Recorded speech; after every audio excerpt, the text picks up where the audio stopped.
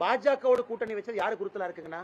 இன்னைக்கு செல்லூர் ராஜா என்ன வேண்டிட்டு இருக்காரு, ஆண்டவா அந்த விஜய் அவர் எப்படியாச்சும் அனுப்பிவிடு, இந்த எம்ஜிஆர் ஐயாக்கு பின்னாடி இந்த விஜய் ஐயா வந்தா எங்களை காப்பாத்திடுவாங்க.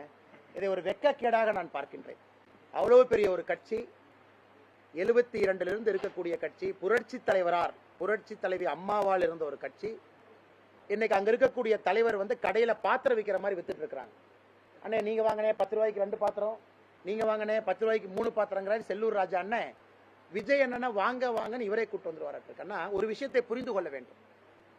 அனைத்து இந்திய அண்ணா திராவிட முன்னேற்ற கழகம் என்பது ஒரு சித்தாந்தம் சார்ந்த கட்சி. சித்தாந்தத்தை அவங்க வைக்கிறாங்க. பாரதிய ஜனதா கட்சி என்பது ஒரு சித்தாந்தம் சார்ந்த கட்சி. நாளைக்கு விஜய் அவங்க வர்றாங்கன்னா அவர் ஒரு சித்தாந்தத்தை கொண்டு வர போறாங்க. நாம் தமிழர் சீமான் அவர்கள் அவர் ஒரு சித்தாந்தத்தை வச்சிருக்காங்க. நாங்க ஏத்துக்கலாம், ஏத்துக்காம இருக்கலாம், மக்கள் நீங்க ஏத்துக்க போறீங்க, ஏத்துக்காம இருக்க போறீங்க. ஆனா இன்னைக்கு அதிமுகவுடைய நிலைமை திரு செல்லூர் ராஜா அவர்கள் பேசுறது இன்னைக்கு உறுத்துது.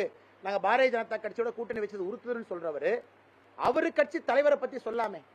எங்களுக்கு நம்பிக்கை இருக்கு, எடப்பாடி பழனிசாமி அவர்கள் 2026 234 ஜெயிப்பாருன்னு சொல்லாமல்லண்ணா. ஒரு விஜய் எங்களை காப்பாற்றுவார்னு பேசும்பொழுது அவருக்கு அவர்களுடைய தலைவரின் மீது நம்பிக்கை இழந்ததாகத்தான் நான் பார்க்கிறேன்.